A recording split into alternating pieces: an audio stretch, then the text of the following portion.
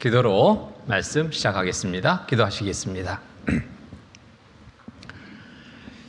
우주 만물을 창조하시고 인간 만사를 계획하시고 주관하시는 거룩하신 하나님 아버지 감사합니다.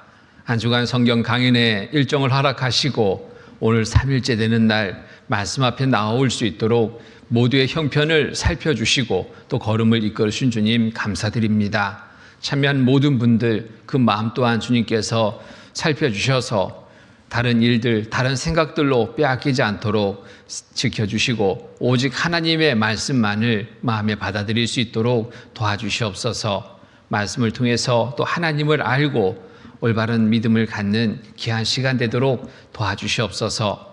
이 시간 또 계획된 걸음이었으나 함께하지 못한 분들이 있다면 주님 살펴주셔서 함께 참여할 수 있도록 도와주시옵소서.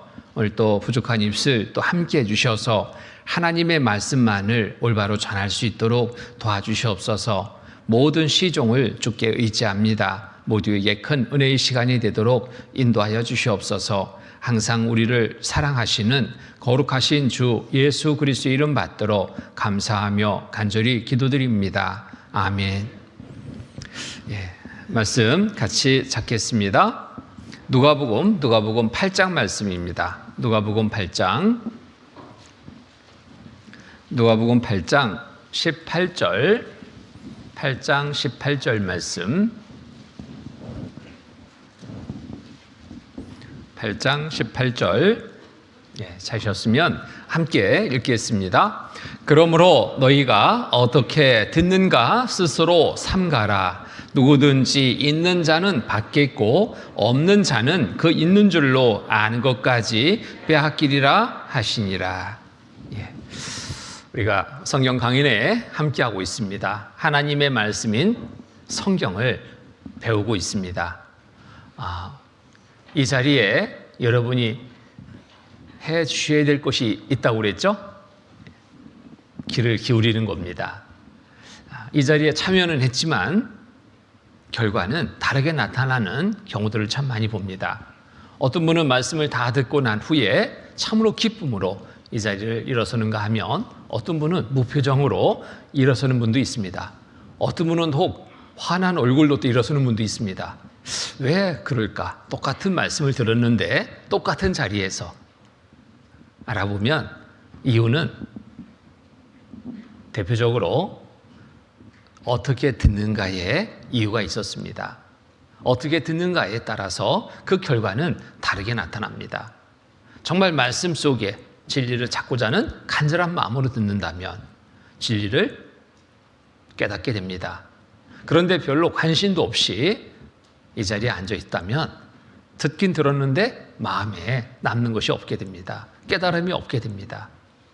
다른 분들은 기뻐하는데 나는 기뻐할 일이 없으니까 막 괜히 화가 납니다. 자, 그러한 일이 없기를 참으로 바랍니다. 모든 분들이 한 주간에 성경 강연의 일정을 마치는 그날 모두가 기쁨의 날이 될 수 있기를 참으로 바랍니다. 오늘부터라도 늦지 않습니다. 오늘부터라도 정말 진리를 찾고자 하는 마음, 성경 강연에 갖는 목적, 바로 영생을 얻기 위해서 우리가 성경 강연에 함께하고 있습니다. 모두가 영생을 얻는 귀한 한 날 될 수 있기를 참으로 바랍니다.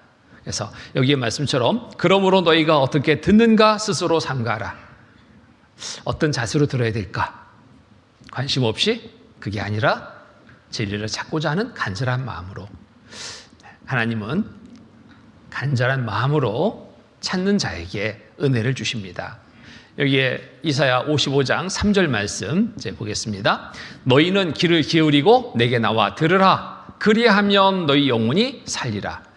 귀를 기울이고 내게 나와 들으라. 간절한 마음으로 듣는 그러한 자세죠. 귀를 기울이고 내게 나와 들으라. 하나님의 말씀 앞에 나와 들으면 됩니다. 그리하면 너희 영혼이 살리라. 영혼이 산다라는 게 뭡니까? 영생을 얻는 것입니다. 영원한 천국에 들어갈 삶을 얻는 것입니다. 귀를 기울여 들었더니 영생을 얻게 됩니다. 말씀을 듣는 중에 또 다른 일들, 다른 생각들로도 방해될 수 있습니다. 그런 이런저런 일들을 이 자리에서는 마음에서 내려놓고 정말 말씀에 집중하는 것, 그것이 바로 지혜로운 자세일 겁니다.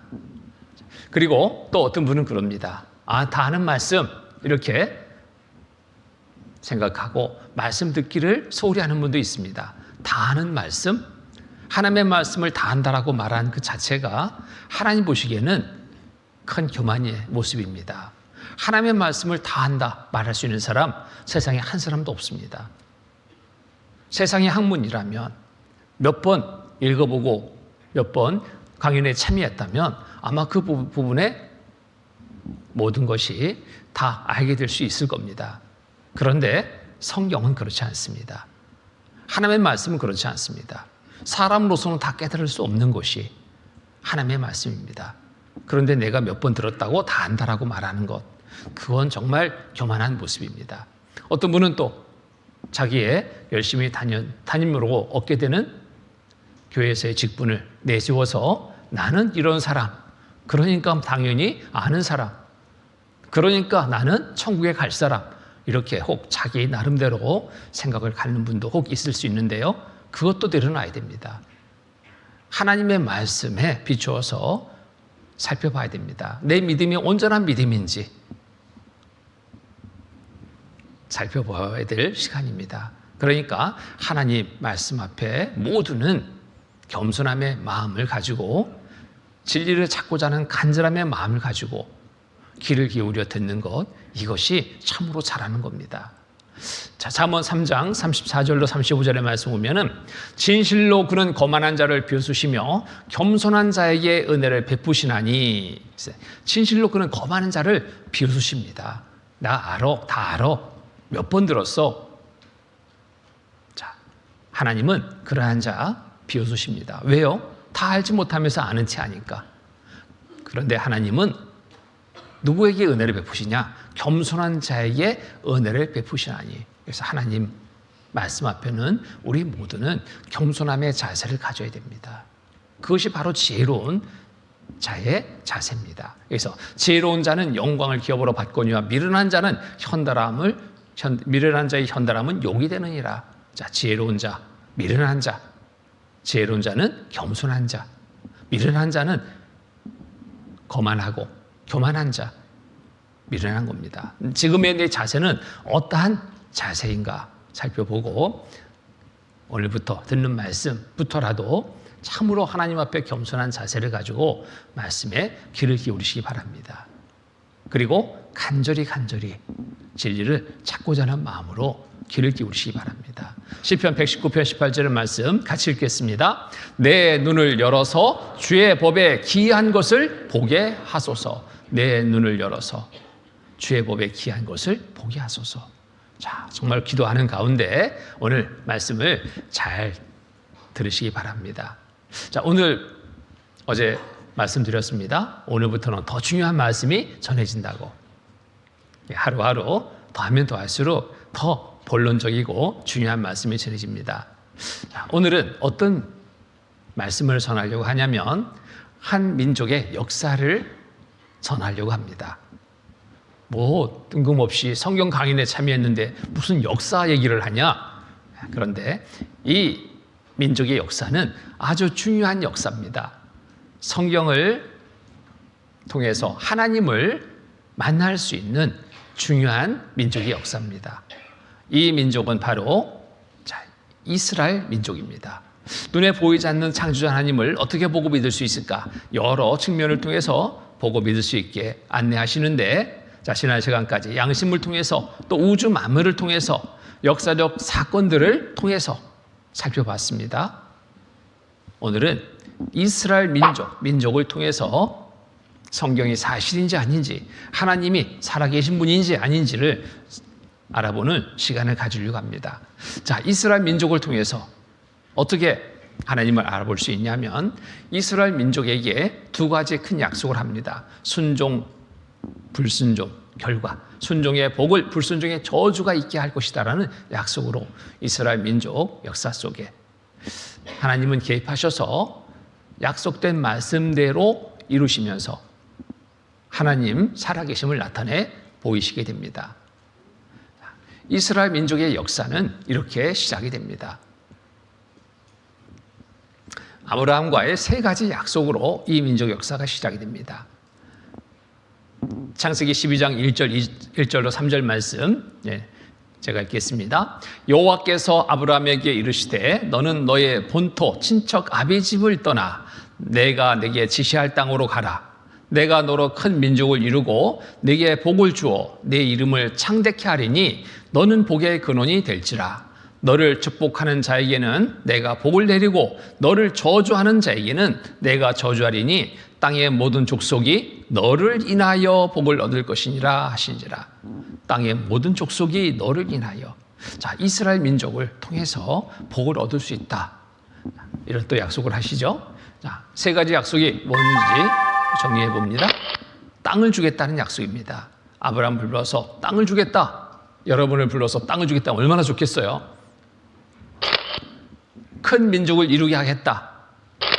복의 근원되게 하겠다. 세 가지 약속으로 이 민족의 역사의 시작점에 약속으로 시작이 됩니다. 이 땅은 가나안 땅을 일컫습니다. 지금도 팔레스타인과 싸움이 치열한 이곳, 하나님이 이스라엘 민족에게 약속의 땅으로 주신 땅입니다. 큰 민족을 이룰 이 민족은 바로 다름이 아닌 이스라엘 민족을 칭합니다. 히브리인 유대인이라고도 합니다. 한 민족, 한 나라를 칭합니다. 동일한 민족, 동일한 나라를 칭하는 겁니다. 이스라엘, 히브리, 유대. 자, 복의 근원이 되게 하겠다. 복하면은 우리가 생각하는 복은 육신적으로 잘 먹고 잘 사는 그런 것들로 우선 생각합니다. 그런데 여기에서 그보다 더 중요한 복을 주시겠다는 약속입니다. 그 복은 영혼 구원의 축복, 영생의 축복을 이 민족을 통해서 얻게 될 것을 말씀하시는 겁니다. 자, 여기에 궁금한 것이 있습니다. 왜 이스라엘 민족, 이 민족을 택해서 하나님 살아계심을 나타내 보이려고 했을까 하는 부분입니다. 이스라엘 민족을 선택한 이유는 뭘까? 이게 좀 궁금하죠? 이스라엘 민족을 선택한 이유는 바로 창세기 11장 1절로 9절의 말씀 속에서 왜 이스라엘 민족의 선택이 필요했는지, 이 민족을 통해서 하나님 살아계심을 나타내려 했는지 그 이유를 알아볼 수 있습니다. 창세기 11장 보겠습니다. 창세기 11장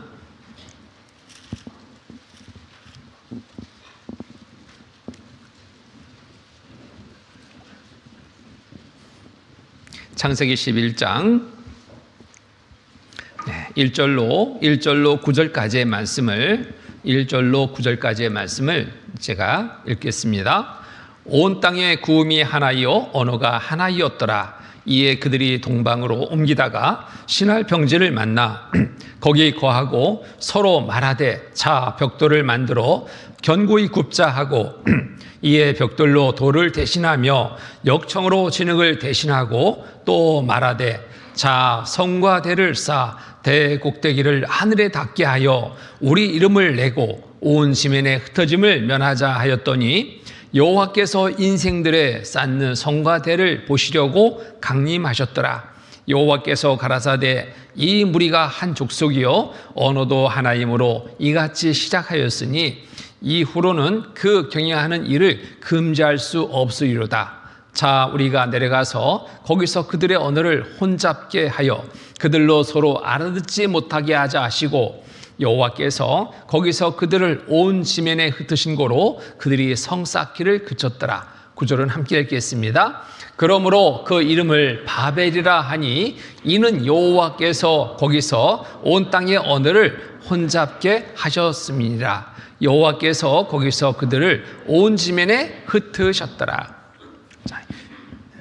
창세기 11장 1절로 9절에 기록된 이 바벨탑 사건이 왜 이스라엘 민족을 택하게 되는 계기가 됐느냐. 자, 에덴 동산에 인류 역사가 시작이 됐습니다. 아담과 하와 동산 중앙에 있는 선악을 알게 하는 나무의 실과를 먹지 말라 금지했는데 금지의 법을 어기고 먹게 되므로 하나님은 아담과 하와를 에덴 동산에서 쫓아버렸습니다. 쫓겨난 아담과 하와로 인해서 인류가 번성하기 시작했습니다. 낳고 많은 수가 되면서 이들은 수가 많아졌을 때 또 하나님을 떠난 그러한 삶을 살게 됩니다.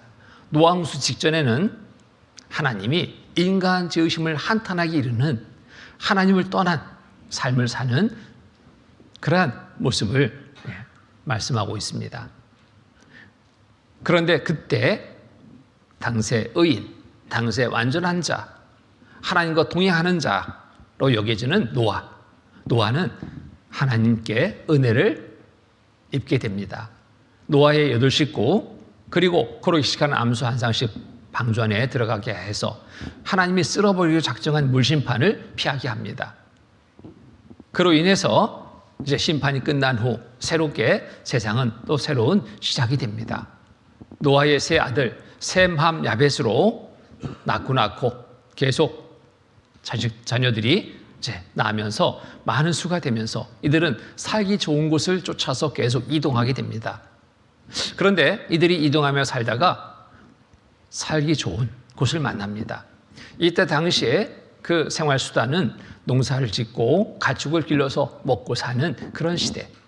그러한 생활 수단에 정말 적합한 그러한 땅을 만나게 되는 겁니다. 그곳이 어디냐면 시날이라는 지역입니다. 이곳은 평지입니다. 1년 내내 온난한 기후입니다. 너무 기온이 좋아요. 그리고 물도 잘 공급됩니다.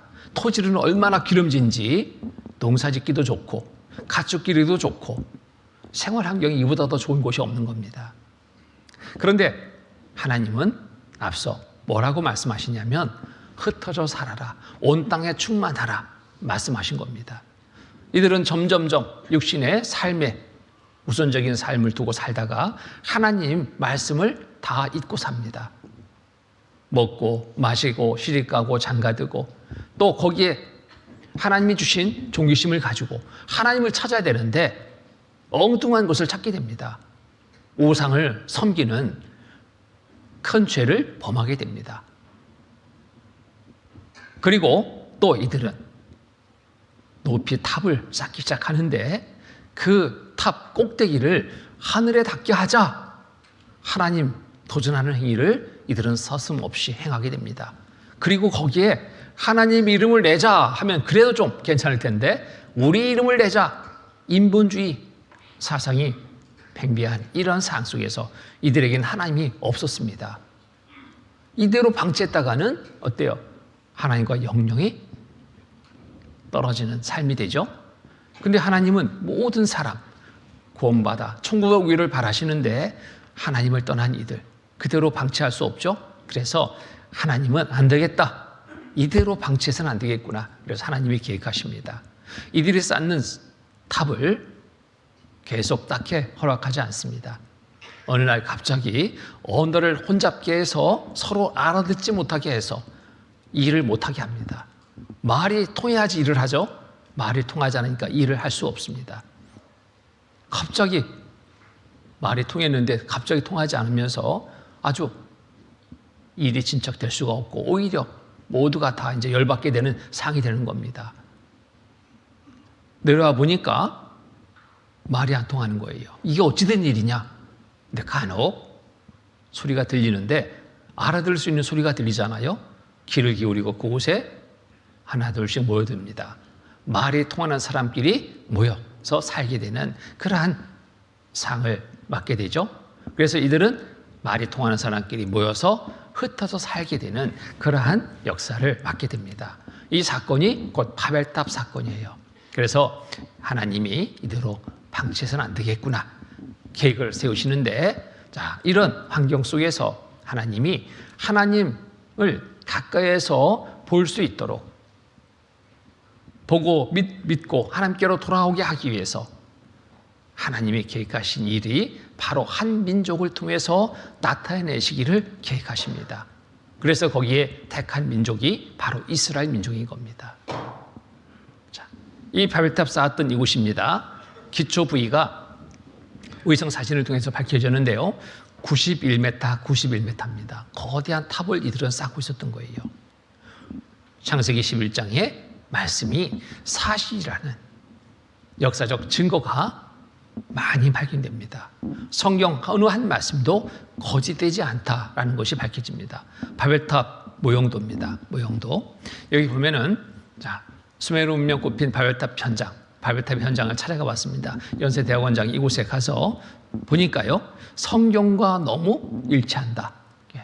여기 보면은 이렇게 신화 평지는 문화사적으로 중요하지만 사람들의 관심을 끄는 또 하나의 이유는 그곳이 이스라엘 조상 아브라함의 고향 우르가 있는 곳이기 때문이다. 이런 환경 속에서 하나님은 아브라함을 불러서 한 민족을 이루게 하고 그 민족을 통해서 하나님 나타내시기를 계획하시고 시작하는 역사가 이곳에서 시작이 되는 겁니다. 보면은 신할 평지는 바둑판처럼 평평한 땅이 끝없이 펼쳐진 지형이다. 자동차로 5시간을 달리는 동안 산은 고사하고 야트막한 언덕조차도 눈에 띄지 않는다. 성경의 신할 지역을 평지라고 부른 것은 대단히 정확한 표현이다. 가보니까요, 성경의 신할 평지라고 기록하고 있죠. 가보니까 신할 지역이 평지입니다. 산은 없고 야트막 언덕조차도 없어요. 그럼 뭐라고 불러야지 맞습니까? 산악지대? 평지. 평지가 맞죠? 가보니까 확인이 되는 거예요. 성경은 사실이구나. 이렇게 신할 평지는 땅이 비옥하고 물이 잘 공급되며 기후는 1년 내내 따뜻하다. 구약 성경에 기록대로 고대인들의 발길이 왜 신할 평지에서 멈춰 그곳에 정착하였는지, 또 왜 그곳에서 고대 문명이 일어날 수 있었는지 그 이유를 알 수 있을 것 같다. 이보다 더 좋은 곳이 없다. 우리 여기 모여 살자. 그렇게 할 수밖에 없는 거예요. 기후도 좋죠. 기름진 땅이죠. 물도 잘 공급되죠. 이보다 더 좋은 환경이 어디 있습니까? 최고죠, 최고. 야, 이보다 더 좋은 환경이 어디냐? 어딜 가냐? 여기 우리 살자. 하나님의 말씀을 이들은 거역합니다. 흩어져 살 것을 명했지만 이들은 눈에 보이는 것을 쫓아서 우리 흩어지지 말자. 하나님의 말씀을 거역하게 되는 겁니다. 그런데 하나님은 그대로 방치하지 않았죠. 흩어져 살게 합니다. 언어를 혼잡게 해서. 그러나 신할 평지에도 한 가지 문제점이 있었다. 그것은 지역이 워낙 평지라 산이 없고 따라서 건축에 필요한 석재를 구하기 힘들었던 것이다. 근데 탑을 쌓는데 대부분 돌로 쌓잖아요. 돌로.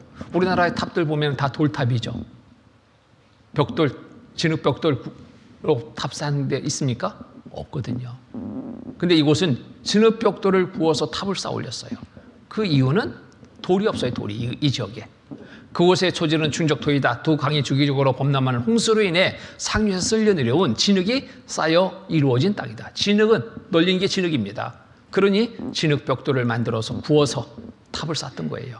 진흙벽돌을 구워낸 사람들은 초기에 벽돌 사이에 진흙을 넣었다. 벽돌을 쌓아 올렸다. 그러나 사람들의 이지가 발달하면서 진흙 대신 역청을 사용하게 되었다. 역청은 일종의 아스팔트로서 진흙벽돌과 벽돌살이 있는 접착제 역할을 했고, 자, 이것이 오늘날 그곳에 남아있는 4,000년 전에 고낸 진흙벽돌과 벽돌 사이 검은 역청들은 놀랄 만큼 정확한 구약 성경의 기록을 확증해주고 있다. 자, 보니까요, 가서 보니까 그냥 증거물들이 여기 아직 남아있습니다. 보세요. 벽돌, 역청, 그대로 남아있죠. 증거입니다. 성경의 사실이라는 확실한 증거물들이 지금도 남아있습니다. 자, 언어학자들이 언어의 뿌리를 찾아가 봤습니다. 보니까요, 하나의 언어에서부터 언어가 나뉘어졌어요. 근데 나눠진 시점이 어딘가 봤더니 조사해 보니까 너무너무 정확하게 바벨탑 쌓았던 이곳으로 딱 모아지는 겁니다. 여기에서 언어가 나뉘었다. 하나님이 나누게 했잖아요. 여기에서 갈라진 거예요. 언어학자들 연구를 통해서도 밝혀집니다. 또 우리말과 영어는 뿌리가 같다. 인류는 세계로 확산되는 과정에서 조금씩 변해갔다. 인류학자들이 쭉 또 거슬려서 분산되는 시작점이 어딘가를 또 찾아가 봤습니다. 그랬더니 이것도 역시 바벨탑 쌓았던 이곳으로 딱 모아지는 겁니다. 자, 여러 부분으로 살펴봐도 성경은 사실이구나 하는 것을 확실하게 알 수 있습니다. 자, 그래서 이렇게 해서 이 바벨탑 쌓았던 이런 환경 속에서 하나님을 좀 더 가까이 알게 하기 위해서 이 민족을 하나님은 택하고 이스라엘 민족을 택해서 하나님 살아계심을 나타내 보이려고 계획하시고 계획대로 이루시는 겁니다.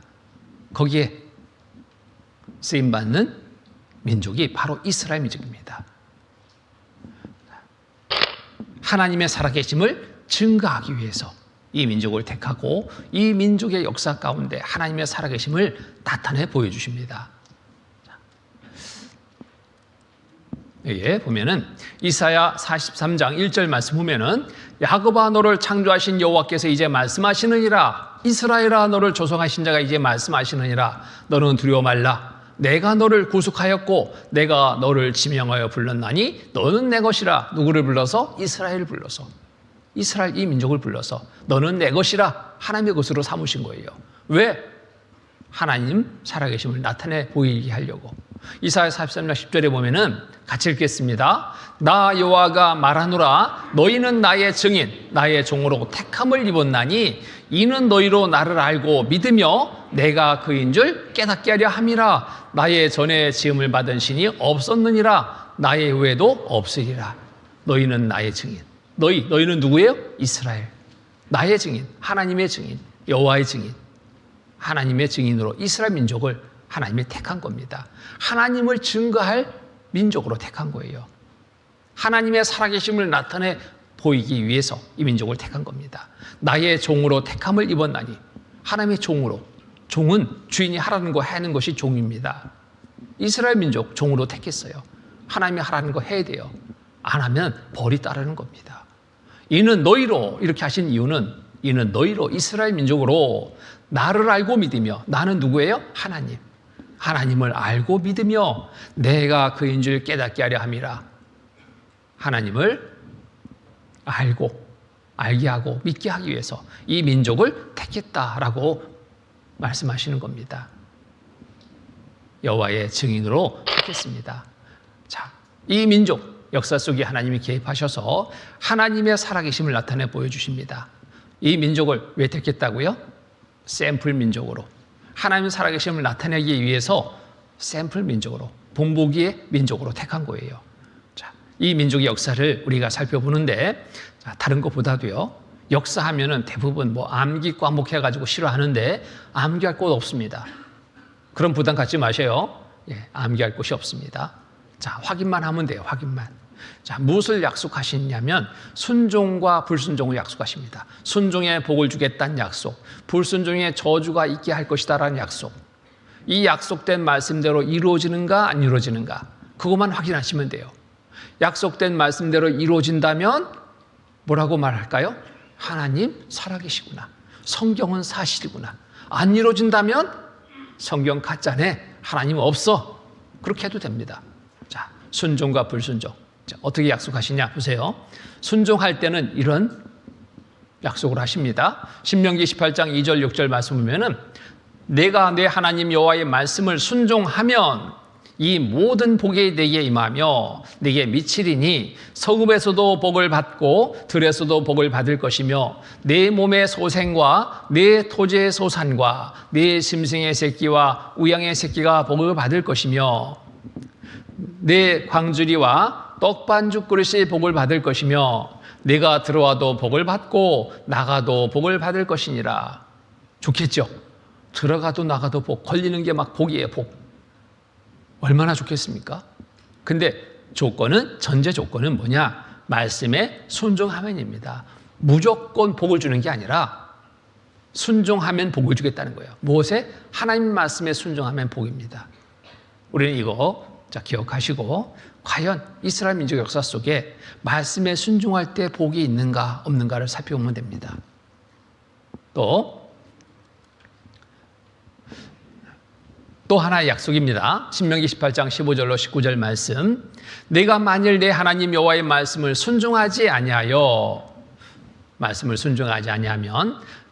내가 오늘날 내게 명하는 모든 명령과 규례를 지켜 행하지 아니하면 이 모든 저주가 내게 임하고 내게 미칠 것이니 네가 성읍에서도 저주를 받으며 들에서도 저주를 받을 것이요 또 내 광주리와 떡반죽 그릇이 저주를 받을 것이요 내 몸의 소산과 내 토지의 소산과 우양의 새끼가 저주를 받을 것이며 내가 들어와도 저주를 받고 나가도 저주를 받으리라.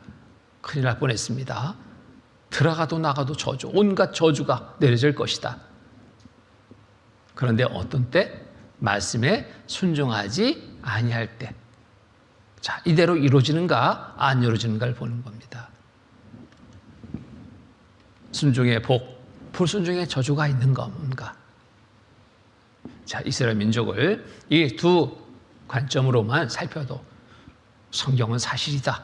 하나님은 살아계신 분이다. 라고 분명하게 알고 믿을 수 있게 됩니다. 또 이 민족에게 종으로 삼았다고 그랬죠? 이 민족에게 하나님이 중요한 역할을 맡깁니다. 무슨 역할을 맡기냐면 하나님의 말씀을 맡아 기록하게 했습니다. 자, 로마서 3장 1절 2절 말씀 보면은 그런즉 유대인의 남이 무엇이며 할례의 유익이 무엇이뇨? 범사에 많으니 첫째는 저희가 하나님의 말씀을 맡았습니다. 성경 기록한 40명의 사람들 보니까요, 다 유대인들이에요. 이스라엘 민족들이에요. 하나님이 말씀하신 것을 받아 기록했습니다. 종으로서 역할을 충실히 한 거죠. 이렇게 해서 성경이 기록된 거예요. 이스라엘 민족을 통해서 기록한 겁니다.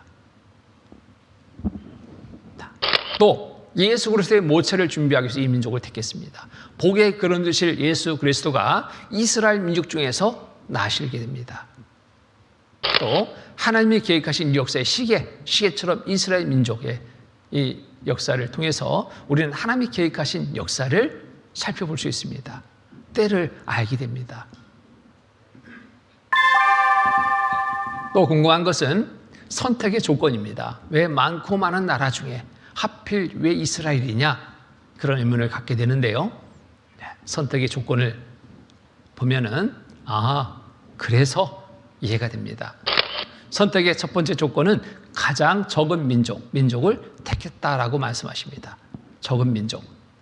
너는 여호와 내 하나님의 성민이라. 네 하나님 여호와께서 세상 만민 중에서 너를 자기 기업의 백성으로 택하셨나니 여호와께서 너희를 기뻐하시고 너희를 택하심은, 같이 읽겠습니다. 너희가 다른 민족보다 수요가 많은 연구가 아니라 너희는 모든 민족 중에 가장 적으니라. 수요가 많아서 택한 것이 아니다. 모든 민족 중에 가장 적으니까 택했다. 참, 어떻게 생각하면 왜 이 적은 민족을 택했을까?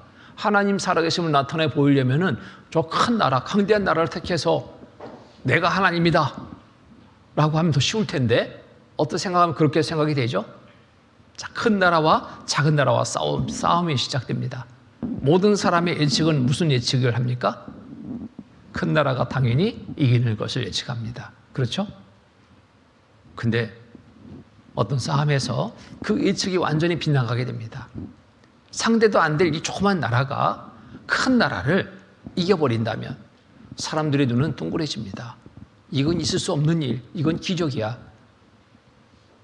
그리고 큰 나라에는 관심이 없습니다. 작은 나라에 관심을 갖게 되죠. 자, 이와 같이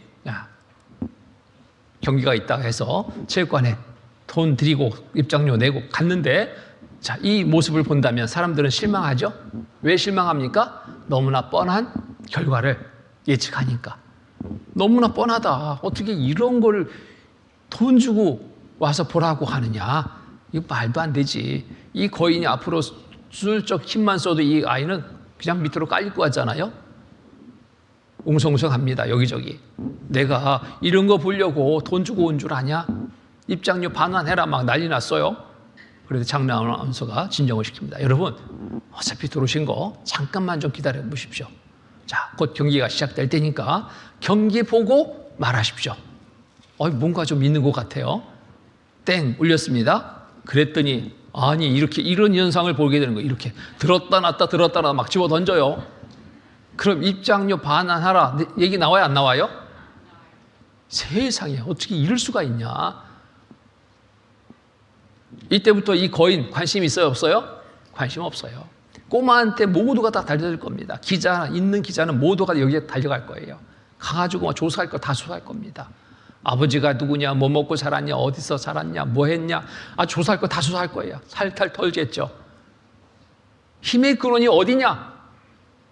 알게 됐습니다. 이 꼬마가 말합니다. 하나님이 나에게 힘을 주셨습니다. 하나님이 누구냐? 하나님은 이런 분입니다. 하나님이 계시냐? 그제야 사람들이 이 꼬마에 관심을 갖고 꼬마가 말하는 그 말에 신뢰를 하죠. 하나님이 계시구나.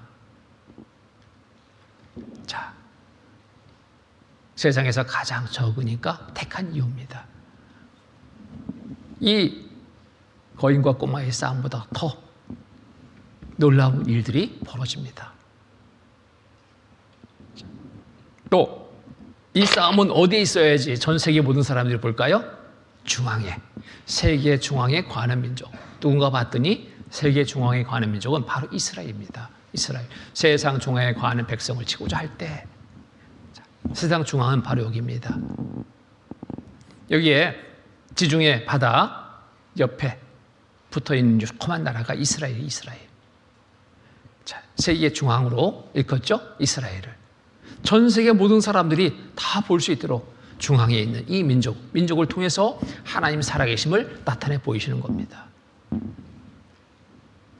이렇게 해서 이스라엘 민족의 역사가 시작이 됩니다.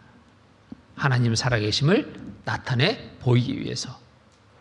역사 속에서 하나님 살아계심을 우리는 분명 알 수 있습니다. 볼 수 있습니다. 자, 이스라엘 민족의 형성 초기의 그 민족 계보입니다. 아브라함을 선택했죠. 창세기 12장 1절로 3절 보면 아브라함을 택했습니다. 그런데 창세기 17장 5절에 보면은 아브라함 이름을 아브라함을 아브라함이라는 이름으로 바꿔줘요. 이 이름이 뜻이 뭔가 봤더니요, 열국의 아비다라는 뜻입니다. 열국의 아비. 이스라엘 이 한 나라의 조상으로만이 아니라 전 세계적으로 모든 사람들의 관계 지어지는 이름이에요. 열국의 아비다. 또 아브라함의 아내 사라, 본래는 사레였는데 이 사라라는 이 이름 뜻이 뭐냐면 열국의 어미다라는 뜻입니다. 그래서 아브라함과 사라를 통해서 이삭이 낳습니다. 이삭. 뭐 벼이삭이 아니라 사람 이름이에요. 이삭이 낳고 이삭은 리브가를 통해서 야곱을 낳습니다. 이 야곱의 이름을 창세기 32장 28절에 또 이름을 바꿔줘요. 어떻게 이름을 바꿔주냐면 이스라엘이라 해라. 이스라엘이라 해라. 지금 이스라엘이라는 나라 이름이 이 야곱의 이름이에요. 어떻게 사람 이름이 나라 이름이 될 수 있을까? 이런 일이 없죠. 그런데 이유가 있습니다. 이렇게 불려도 전혀 틀리지 않은, 문제가 되지 않은 그 이유가 있어요. 야곱에게는 네 아내가 있습니다. 네 아내. 레아, 라헬, 비라, 실바. 자, 이를 통해서 난 아들이 도합 몇 명이냐면 12명이에요. 12명. 꼭 한 따스를 낳습니다. 12명. 12명이 이스라엘 이 민족의 12지파로서 중심적인 역할을 맡게 됩니다.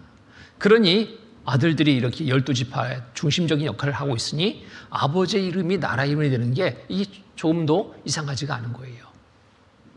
자, 이렇게 해서 이 민족이 시작이 되는데 이 민족 형성 초기에 있을 한 사건이 있게 됩니다. 그 사건은 야곱의 11번째 아들인 요셉으로 인해서 있게 됩니다. 하나님이 살아계시다라는 것을 보여주는 이스라엘 민족 형성 초기의 역사입니다. 자, 요셉은 야곱이 가장 사랑하는 아내 라헬로부터 난 첫 번째 아들이에요. 첫 번째. 그리고 11번째 아들입니다.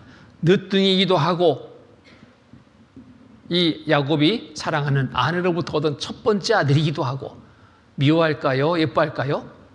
너무나 당연하죠. 너 왜 이제 나왔냐? 그래서 너 미워 이러지 않죠? 너무너무 기다리던 아들이 태어나니까 얼마나 예쁘겠습니까?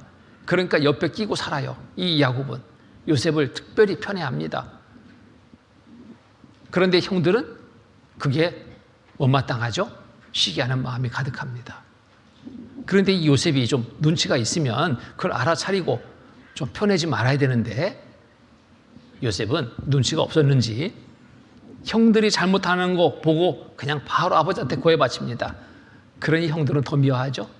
어느 날 또 꿈을 꿨다고 꿈 얘기를 해준다고 해서 모였는데 형들 꿈 얘기 들어봐. 내가 밤에 꿈 꿨는데 형들이 다 나한테 절하대? 이게 뭔 얘기예요? 형들이 듣고 막 너무너무 이제 마음이 상합니다. 보자 하니까 이게 너무 심하다. 어떻게 형인 우리가 널 섬기게 되느냐? 절한다는 건 섬기는 거거든요. 근데 어느 날 또 꿈 꿨대요. 무슨 꿈을 꿨는데 이번에는 어머니와 아버지가 나한테 절하대 다. 이게 뭔가 좀 의미가 있는 꿈인데 미움이 가득한 형들은 그대로 놔둬서는 안 되겠구나. 이거 없애버리자. 기회를 엿보고 있습니다. 아버지 심부름으로 이 형들이 일하고 있는 그 지역에 심부름을 가는데 형들이 보자마자 이때다. 이때. 무슨 때? 요셉을 없애버릴 때, 죽여버리자. 이렇게 된 겁니다. 근데 죽이려 하니까 이 형제 간에 참 편치 않죠? 마침 앞에 애굽으로 가는 상인들이 지나갑니다. 팔아버리자. 없애버리는 게 목적이니까 죽이지 말고 우리 손에 피 붙이지 말고 아예 팔아버리자. 그래서 애굽에 팔려가는 시대가 됩니다. 요셉이 그래서 애굽에 팔려간 요셉 애굽의 왕의 시대장인 보디발의 집에 종으로 팔려갑니다. 그런데 하나님은 요셉과 함께 해주십니다. 또 요셉도 하나님을 온전히 믿는 믿음을 가진 자로 하나님을 의지합니다. 이때 요셉으로 인해서 이 보디발의 집이 잘 되는 거예요. 그러니 이 주인 보디발의 총애를 받죠. 그래서 이 주인은 요셉에게 모든 것을 다 맡겨버립니다. 네가 다 알아서 해라. 충무 역할을 맡깁니다. 그런데 보디발의 아내로부터 모함을 받아서 감옥에 갇히는 신세가 됩니다. 근데 감옥에 갇혀서 이제 요셉의 생애는 이제 별 볼 일 없이 끝났구나 싶었는데 하나님은 감옥에 있는 요셉에게도 함께 해주셨습니다. 그래서 간수장의 총애를 받고 그 감옥의 모든 사물을 다 담당하는 관리를 담당하는 역할을 맡게 됩니다. 근데 이 감옥은 어떤 감옥이냐면 왕의 신하들이 갇히는 감옥이었어요. 근데 어느 날 돌아보니까 두 신하가 근심이 가득한 표정을 짓고 있습니다. 술 맡은 관한장, 떡 맡은 관한장 두 사람이 근심이 가득합니다. 왜요? 무슨 일이뇨? 꿈을 꿨는데 이 꿈이 무슨 꿈인지 참 모르겠다고. 꿈을 모르겠는 거예요. 요셉이 꿈을 해석해 줍니다. 하나님이 주신 지혜로 꿈을 해석합니다. 술 맡은 관원장 당신은 사흘 왕 앞에 복직에 설 것입니다. 얼마나 좋아요. 야, 이제 살았구나. 근데 꿈 해석대로 그대로 이루어집니다. 떡 맡은 관원장도 나도 꿈을 꿨는데 당신은 사흘 목 잘려 죽을 겁니다. 너무 다른 꿈 해석이 되죠. 근데 꿈 해석대로 이루어집니다. 그리고 난 2년 후 이번에는 왕이 꿈을 꿉니다. 애굽의 왕이. 그런데 꿈 해석할 만한 사람이 없는 거예요. 다 불러 모아도 해석할 사람이 없어요. 그제서야 술 맡은 관원장, 요셉의 꿈 해석대로 왕 앞에 복직한 이 술 맡은 관원장이 요셉을 기억해냅니다. 보디발의 집에 지하 감옥에 갇혀있는 히브리 청년 요셉이 꿈을 잘 해석합니다. 당장 불러와라. 요셉 수염을 갖고 옷을 갈아입고 왕 앞에 섭니다. 왕의 꿈을 해석합니다. 왕이여, 이 나라에 장차 있을 일을 하나님이 알게 하시는 겁니다. 이 나라에 7년 대풍년이 있게 될 것입니다. 그리고 이어서 7년 대흉년이 있을 것입니다. 왕이여, 지혜로운 자를 택해서 7년 풍년 때 7년 흉년을 대비케 하소서. 조언까지 합니다. 왕이 보니까요, 이보다 더 지혜로운 사람이 없어요. 지혜로운 사람 애굽에 없다. 네가 그 일을 맡아라. 그 자리에서 왕은 인장 반지를 뺍니다. 왕의 권한을 행사하는 이 도장 찍는 이 반지를 빼서 요셉에게 끼워주는 거예요. 네가 알아서 다 해라. 꿈 해석대로 7년간 풍년이 있을 때 요셉은 하나님이 주신 지혜로 흉년을 대비합니다. 전국 곳곳에 곡식을 거둬들이기에 창고를 짓습니다. 그 창고에 곡식들을 막 걷어들이는 거예요. 풍년이니까 얼마나 남아돌겠어요. 모든 걸 다 걷어들이는 거예요. 이루 헤아릴 수 없이 많은 식량을 모아버립니다. 그런데 7년 풍년이 끝나고 흉년이 시작됩니다. 곡식은 다 없죠. 누구한테 있어요? 요셉에게. 곡식을 사러 옵니다. 돈을 가지고 옵니다. 돈이 떨어졌습니다. 가축을 끌고 옵니다. 가축도 이제 없습니다. 우리 아예 노예 삼으소서. 먹여만 주십시오. 이때 애굽의 왕실은 최대 부귀 영화를 누리는 한 시대를 맞게 됩니다. 누구로 인해서? 요셉으로 인해서. 근데 그 주변국도 나라들도 마찬가지 흉년입니다. 요셉의 가족들이 있는 가나안 땅에도 흉년. 이 야곱은 그 소식을 듣고 식량을 사와라. 그 아들들을 보냅니다. 애굽에 보내진 아들들 요셉을 만납니다. 요셉인 것을 알고 우리 이제 죽었다. 그런데 하나님 요셉을 만났을 때 하나님은 요셉에게 형들을 안심시킵니다. 하나님이 이 일이 있을 줄 알고 나를 먼저 보내서 준비했나이다. 걱정하지 말고 오십시오. 이곳에 와서 같이 삽시다. 최대 1등 공신이니까 그 가족이 온다 해도 누구도 반대할 수 없어요. 다 환영이죠, 환영. 애굽의 가장 기름진 좋은 땅, 고센 땅을 하사받고 그곳에 이 요셉의 가족들이 이주해 살게 되는데 그때 이주한 인원이 70명이 이주해서 삶을 살게 됩니다. 여기 보면은 출애굽기 1장 1절 5절 말씀 보면은 야곱과 함께 각기 권속을 데리고 애굽에 이른 이스라엘 아들들의 이름은 이러하니 루벤과 시몬과 레이와 유다와 이사갈과 스불론과 베냐민과 단과 납달리와 갓과 아세리오 이미 애굽에 있는 요셉까지 야곱의 혈속이 모두 70인이었더라. 70인이 이제 애굽에 와서 삶을 살게 됩니다. 요셉이 살아있는 동안 대우받았죠. 특급 대우죠. 그때 당시 왕이 있는 동안 특급 대우입니다. 잘 삽니다. 흉년이 끝났으면 자기 땅으로 돌아가야 되잖아요. 그 대우받으면서 굳이 갈 이유가 없어요. 눌러 삽니다. 그러다가 요셉이 죽었습니다. 그때 당시 왕도 죽었습니다. 보니까요. 새로운 왕이 들어서 보니까 이거 큰일 났어요. 이렇게 강성한 민족이 우리 땅에 와서 살고 있는데 적과 내통해서 우리를 싫어하면 우리는 꼼짝없이 당한다. 그 세력이 더 커지기 전에 이거 약화시켜야 된다. 그래서 온갖 힘든 일을 다 맡깁니다. 고통 가운데 있게 합니다. 그래도 계속 번성하니까 방법이 아들을 낳으면 다 죽여버려라. 이렇게 명까지 드리게 된 겁니다. 이 고통은 이루 말할 수 없는 고통입니다. 그제서야 이스라엘 백성들이 하나님께 부르짖습니다. 하나님, 우리 민족을 구원하소서. 너무너무 고통스럽습니다. 이곳에서, 이 고통에서 벗어나게 해주십시오.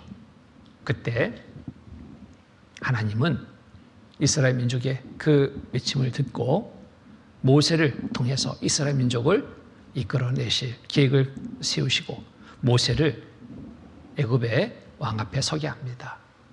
순순히 이스라엘 백성들을 돌려보내지 않습니다. 하나님은 이미 아시고 10가지의 재앙 통해서 이스라엘 민족을 애굽에서 이끌어내십니다. 그 10번째 재앙은 바로 장자 죽는 재앙입니다. 애굽 가운데 출애굽기 11장 5절 7절 보면은 애굽 가운데서 처음 난 것은 위에 앉은 바로의 장자부터 맷돌 뒤에 있는 여종의 장자까지와 모든 생축에 처음 난 것은 죽을지라. 그래서 애굽 전국에 전무후무한 큰 곡성이 있으리라. 그러나 이스라엘 자손에게는 사람에게나 짐승에게나 개도 그 혀를 움직이지 않으리니 여호와가 애굽 사람과 이스라엘 사이에 구별하는 줄을 너희가 알리라 하셨나니. 애굽에 온 나라에 곡소리가 집집마다 다 울려 퍼지는 거예요. 근데 이스라엘 백성들이 있는 곳에는 그런 일이 없습니다. 딱 보호하시고 이스라엘 백성들을 보내지 않는 애굽 왕을 비롯해서 온 그 나라의 장자는 다 하룻밤에 죽게 하는 이 놀라운 이적을 내리게 되죠. 이제 큰일 났습니다. 더 잡아뒀다가는 문제가 생기게 돼 있잖아요. 장자만 죽는 게 아니라 둘째도 죽고 셋째도 죽고 계속 죽을 판이니 어떻게 하겠어요? 빨리 데리고 나가라. 비로소 바로 왕은 항복합니다. 자, 그렇게 해서 이스라엘 백성들이 나오게 되는데, 자, 이런 일이 있을 것에 대해서 이미 성경에 예언된 대로 이루어진다라는 거예요. 성경을 보면은 이런 일이 있을 것이다. 무려 600년 전에 예언하십니다. 예언했는데 그 예언된 말씀대로 이루어져요. 자, 창세기 15장 12절 14절 말씀 보면은 해질 때 아브라함이 깊이 잠든 중에 캄캄함이 임함으로 심히 두려워하더니 여호와께서 아브라함에게 이르시되 너는 정령이 알라 네 자손이 이방에서 갱이 되어 그들을 섬기겠고 그들은 400년 동안 네 자손을 기록게 하리니 그 섬기는 나라를 내가 징치할지며 그 후에 네 자손이 큰 재물을 일끌고 나오리라. 600년 전에 예언된 말씀입니다. 400년 동안 종살이 할 것을 예언하고 있어요. 근데 정확하게 애굽에 들어가서 산 지 전체를 본다면 430년간 살았습니다. 그런데 30년은 너무너무 잘 살았어요. 요셉이 살아있는 동안 대우받으며 살았어요. 근데 요셉이 죽고 난 이후에 그 고통을 이름 알았으면 고통이었습니다. 괴롭힘을 당하는 겁니다. 노예처럼 부림받은 거예요. 그 기간이 400년 될 것을 말씀하시는데 400년, 정확하게 400년 동안 종살이를 했습니다. 고통을 받은 거예요. 그리고 10번째 장자 눕는 재앙 앞에 데리고 나가라 하는데 이스라엘 백성들이 그냥 나가지 않았어요. 구하는 겁니다. 우리가 이렇게 종살이로 오랫동안 살았는데 우리 그냥 못 나가, 내놔. 구하는 대로 하나님이 주게 하는 거예요. 그러니까 막 금은 폐물 막 선뜻 의복 걷어가지고 나오는데 이미 이 일에 대해서도 성경이 예언되어 있어요. 그 섬기는 나라를 내가 징치할지며 그 후에 내 자손이 큰 재물을 이끌고 나오리라. 말씀 그대로 이루어집니다. 역사 가운데. 놀랍지 않습니까? 역사예요. 성경이 예언된 대로 역사가 이루어졌습니다. 그럼 성경은 뭐예요? 사실이죠? 하나님은 살아계시다. 분명하게 알 수 있죠? 이렇게 해서 자 400년간 종살이 하는 후에 그 이스라엘 민족이 나오게 되는데 보세요. 출애굽기 12장 35절 30절 보면은 그대로 이루어지죠. 이스라엘 자손이 모세의 말대로 하여 애굽 사람에게 은금 패물과 의복을 구하며 여호와께서 애굽 사람으로 백성에게 은혜를 입히게 하사 그들의 구하는 대로 주게 하심으로 그들이 애굽 사람의 물품을 취하였더라. 이스라엘 자손이 람셋에서 발행하여 숫곳에 이르니 여호와 외에 보양하는 장정이 60만 가량이요. 70인이 들어가는데 430년간 그곳 살면서 장정만 60만. 그러면 어린아이, 노인들, 부녀자들 하면은 몇 명이나 될까요? 좋기 200에서 250만 명은 될 거예요. 자, 말씀대로 이루어졌죠? 모든 은금, 폐물, 의복을 구하며 주는 거예요. 다 가지고 나오게 되는 겁니다. 장정만 60만, 약 200에서 250만 명의 이스라엘 백성들이 애굽에서 나오게 됩니다. 근데 이렇게 해서 나왔는데 처음에는 얼마나 좋았겠습니까? 막 인도자 모세를 막 칭송하고 하나님을 찬양하고 막 난리가 났어요. 사흘쯤 오는데 심각한 문제가 생깁니다. 앞에 홍해 바다가 딱 막고 있는 겁니다. 더 갈 수가 없어요. 뒤를 돌아보니까 바로의 군대들이 왕과 그 군대들이 쫓아오는 겁니다. 잡아가려고 죽이려고. 이제 이러지 저러지 못하는 상황 속에서 이스라엘 백성들은 모세를 칭송하던 그 소리는 이제 원망으로, 하나님을 찬양하는 그 찬양은 불평으로 바뀌게 됩니다. 근데 그때 하나님은 놀라운 이적을 나타내 보여주십니다. 앞에 홍해 바다를 가르고 이스라엘 민족을 통과케 합니다. 뒤에 쫓아오던 바로의 군대들을 더 이상 접근하지 못하도록 불구름 기둥으로 딱 막아서 접근하지 못하도록 하고 그 사이에 홍해 바다를 갈라서 통과케 합니다. 놀라운 기적을 보게 됩니다. 자, 출애굽기 14장 여기는 좀 찾아보겠습니다. 14장 21절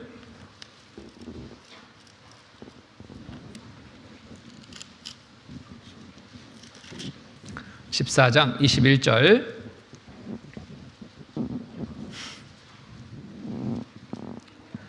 네, 21절로 25절까지 제가 읽겠습니다. 모세가 바다 위로 손을 내민데 여호와께서 큰 동풍으로 밤새도록 바닷물을 물러가게 하시니 물이 갈라져 바다가 마른 땅이 된지라.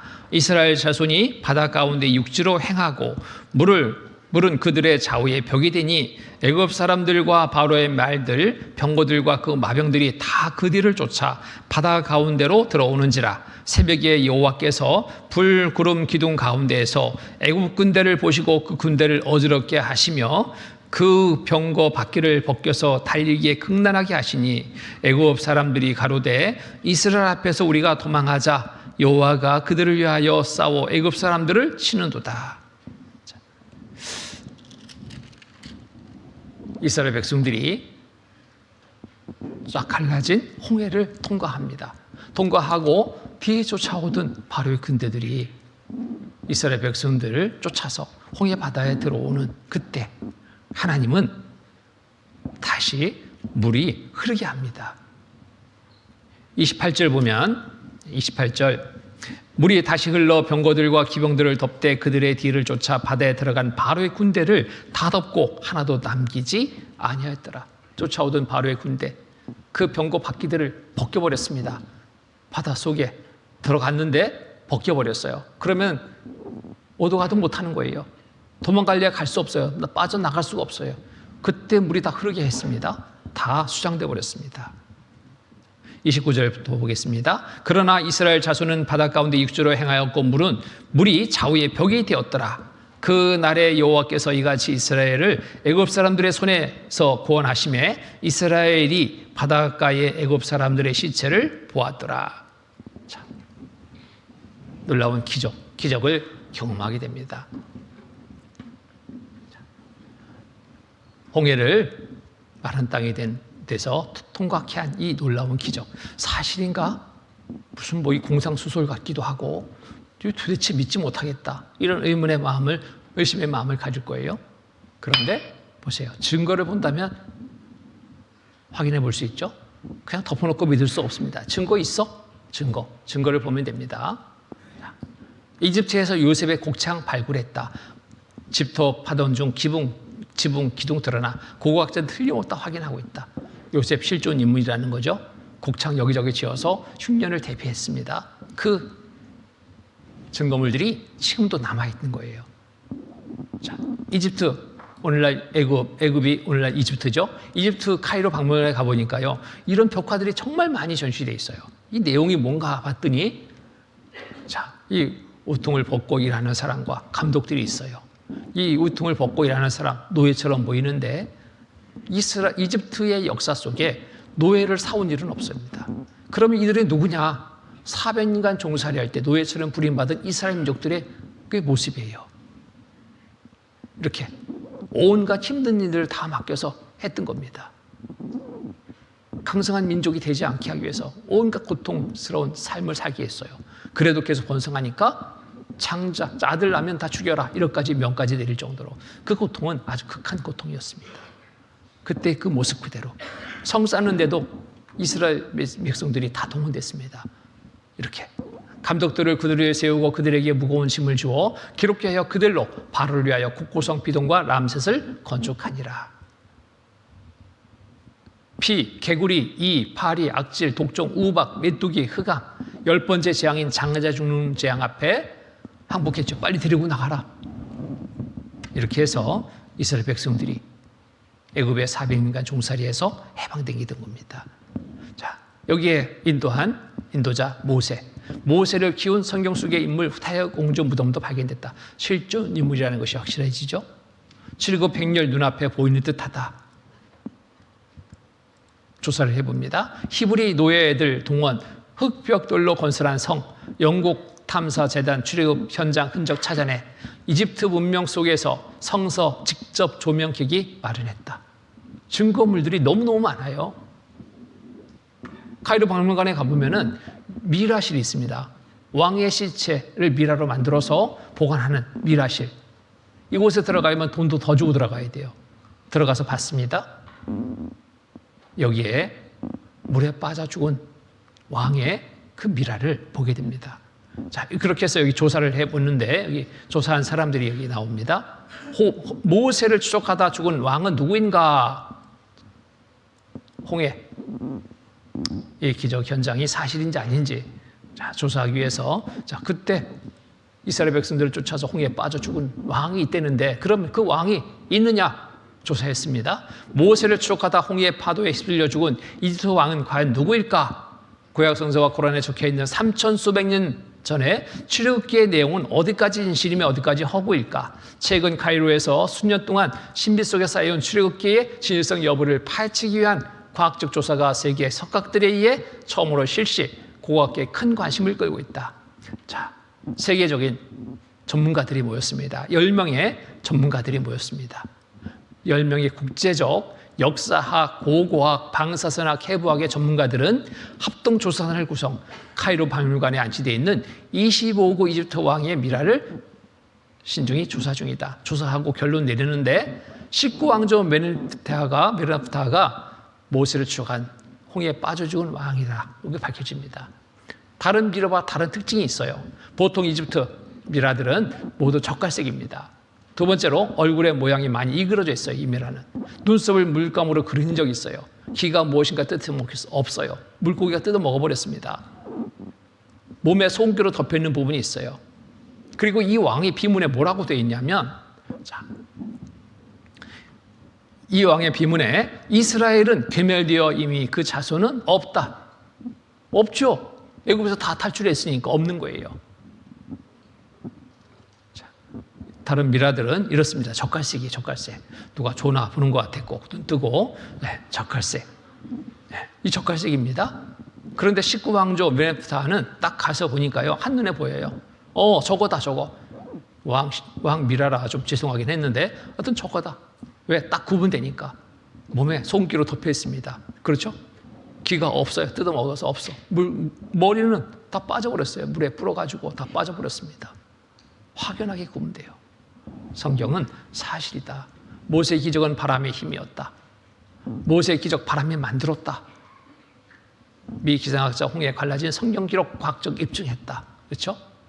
자, 최근에 홍해 바다 속을 조사했습니다. 잠수정을 이용해서 조사했는데요. 이스라엘 백성들이 홍해를 통과한 그 시점으로 조사해서 보니까요. 이곳에 병거 바퀴들이 그대로 잔해물들이 남아 있습니다. 산호초에 뒤덮여서 그 형태가 그대로 유지되어 있어요. 그것을 보게 되는 겁니다. 이렇게 형태가 그대로 있어요. 성경의 기록대로 병거 바퀴를 벗겨 달리기에 극난하게 하신다 그랬죠? 벗겨진 병거 바퀴가 있어야 되잖아. 이 증거물이 있어야 되잖아요. 홍해 바다 밑에 조사해 보니까 그대로 남아 있습니다. 성경은 사실입니다. 이렇게 남아 있어요. 이스라엘 민족 역사를 통해서 하나님 살아계심을 알 수 있습니다. 역사 가운데 있었던 모든 일들이 꾸며진 이야기가 아니라 성경 기록대로 사실이라는 것이 많은 증거를 통해서 확인해 볼 수 있는 그런 좋은 시대에 우리가 살고 있습니다. 그래서 조금만 관심을 갖고 우리가 귀를 기울여 듣는다면 정말 믿음을 가질 수 있는 좋은 시대에 우리가 살고 있다는 겁니다. 성경 같이 찾겠습니다. 출애굽기 14장 31절 말씀입니다. 출애굽기 14장 31절 네. 찾으셨으면 함께 읽겠습니다.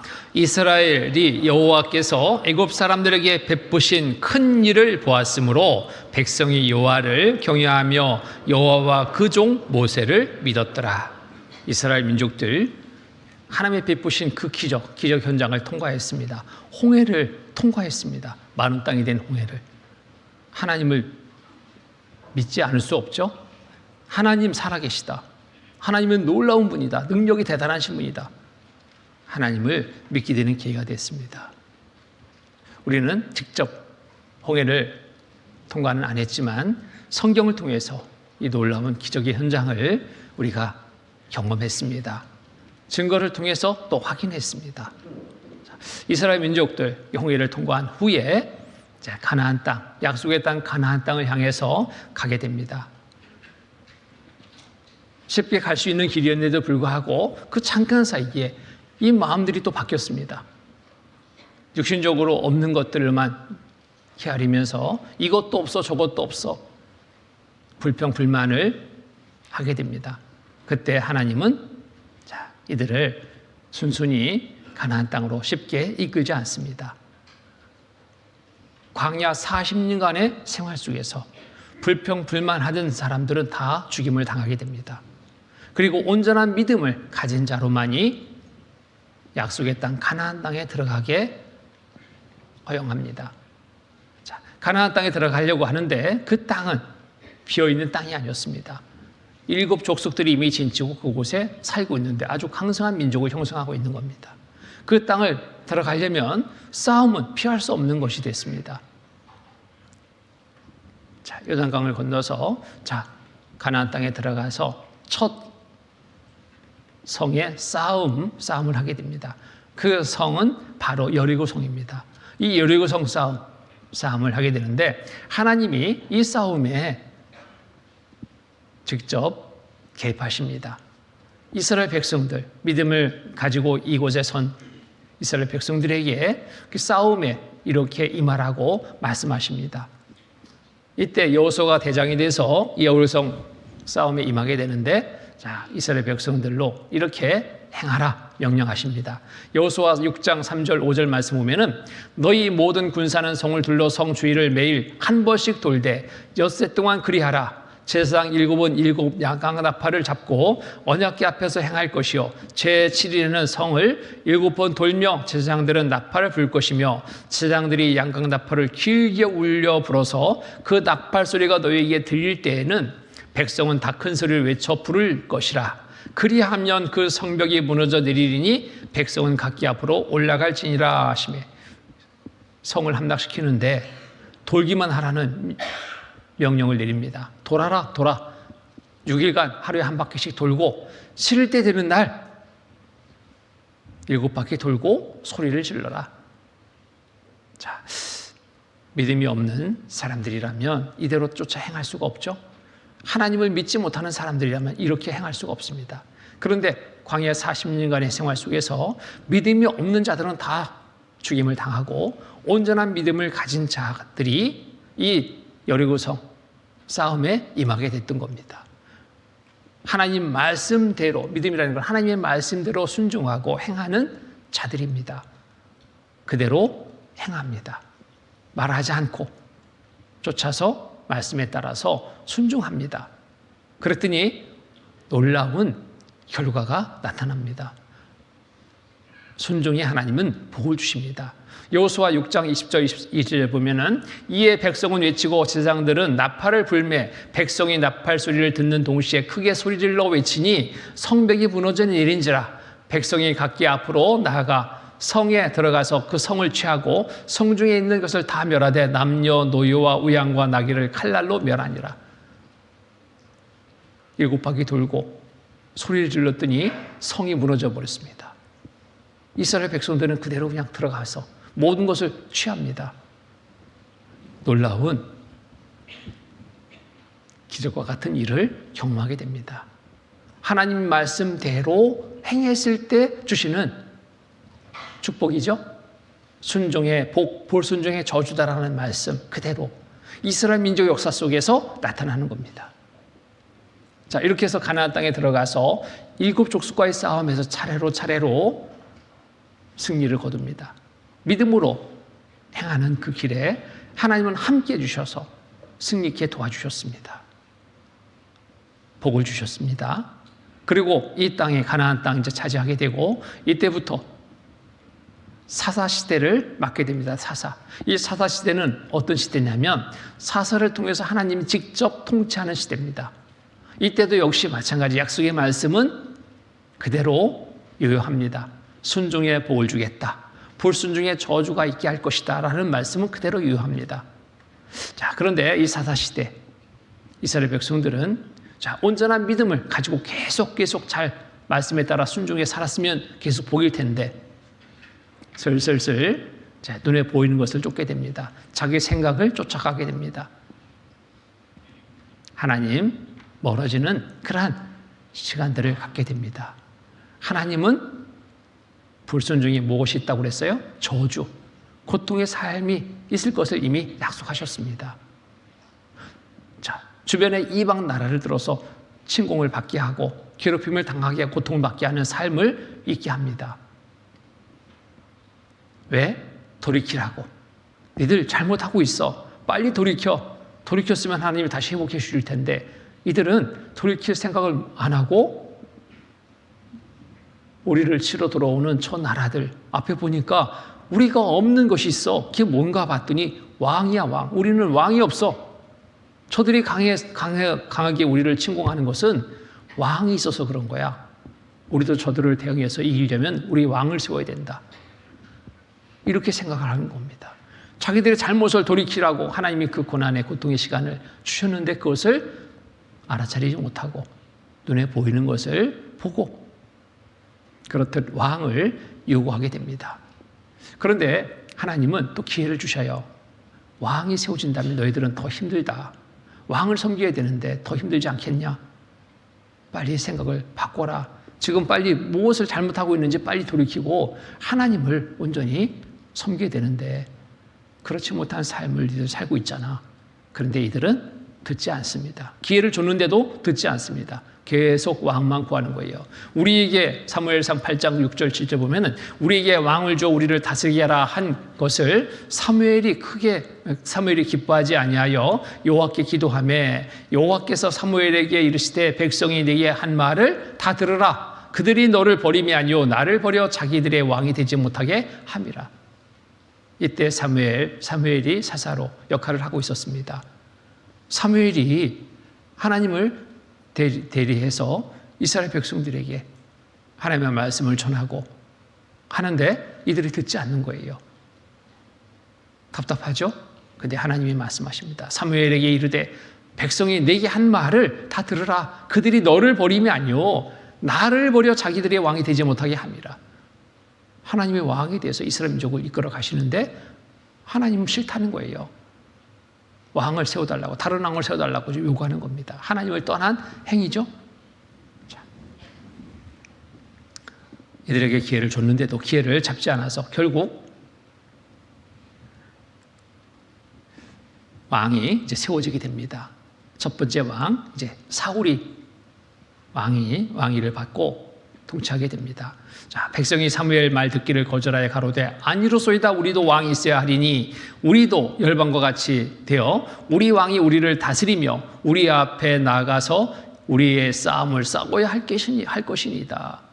완전히 하나님을 떠난 이들 스스로 왕을 구하고 그 왕으로 인해서 다스림을 받게 됩니다. 첫 왕은 사울 왕이에요. 처음에는 정말 이 왕 될만하다 할 정도로 겸손했습니다. 나 같은 사람은 어떻게 왕이 됩니까? 나는 안 됩니다. 숨어버렸어요. 왕을 이렇게 기름 부어 임명하려고 하는데 잡아서 기름 부어서 왕을 세웠습니다. 처음에 겸손했던 모습이 끝까지 잘 갔으면 하나님을 온전히 의지해서 나사를 다스렸다면 나라를 다스렸다면 잘 될 수 있었을 텐데 처음에는 그렇듯 하나님 앞에 겸손하게 백성들 앞에 겸손하게 모습을 보였던 이 사울이 몇 번 전투에 나가가지고 승리를 거뒀거든요. 너무 자신만만해진 겁니다. 그리고 그 승리가 하나님이 도와서 승리 있게 하신 건데 그것을 잊고 내가 잘해서 착각한 거예요. 그리고 하나님 떠나게 됩니다. 하나님은 그대로 두지 않죠. 왕위를 뺏어버립니다. 아주 비참하게 죽임을 당하게 해요. 전쟁에 나가서 그 아들도 다 같이 죽습니다. 그리고 세워지는 두 번째 왕이 다윗입니다. 다윗왕은 하나님 앞에 순종의 왕입니다. 말씀에 순종해서 행했습니다. 모든 일을 먼저 하나님께 묻고 행했습니다. 하나님이 하라 하면 하고 하지 말라면 안 하고 온전한 순종의 삶을 살았어요. 그런데 이 다윗왕 그렇게 순종으로 나라를 다스렸습니다. 하나님이 함께 해주셨습니다. 이 다윗왕이 통치하는 40년간의 기간은 이스라엘 이 나라가 아주 강대한 나라로 변모합니다. 감히 어느 나라도 침공할 수가 없어요. 조공을 바칩니다. 우리 좀 잘 좀 봐달라고. 강된 나라로 변모합니다. 순종의 복입니다. 말씀대로 이루시는 하나님이시죠. 이스라엘 민족의 역사가 그대로 다 나타나 있어요.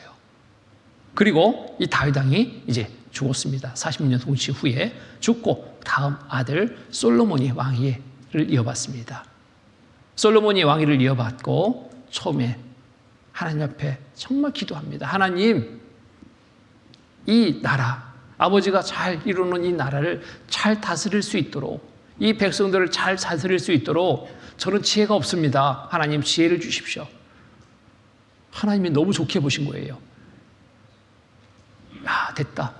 지혜를 줬어요. 그 지혜의 왕 하면 지금도 솔로몬이잖아요. 솔로몬. 그리고 거기에 덤으로 또 보너스로 뭘 줬냐? 부귀 영화를 누리는 권세까지 함께 줬습니다. 이 세상에서 가장 부귀 영화를 누리는 왕이 또 솔로몬입니다. 얼마나 부귀 영화를 누렸냐면 없는 것이 없어요. 처와 첩을 1000명이나 거느리고 그가 사는 그 궁에는 온갖 보석으로 다 꾸며져 있습니다.